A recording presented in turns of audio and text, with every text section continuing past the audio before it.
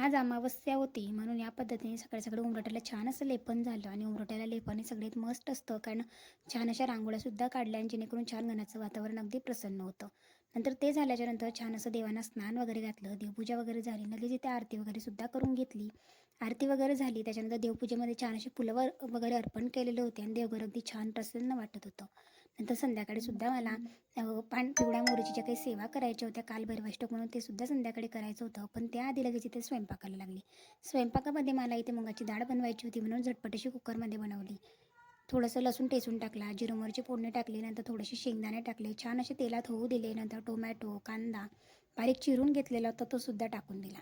तो टाकून झाला त्याच्यानंतर लगेच त्याच्यामध्ये मीठ टाकलं, हळद टाकली, हिंग टाकला, थोडासा किचन किंग गरम मसाला टाकला आणि नंतर सगळं काही असं छान पद्धतीने मिक्स केलं. तोपर्यंत थोडीशी मुगाची डाळ होती तिलासुद्धा भिजत ठेवलं होतं पाण्यामध्ये.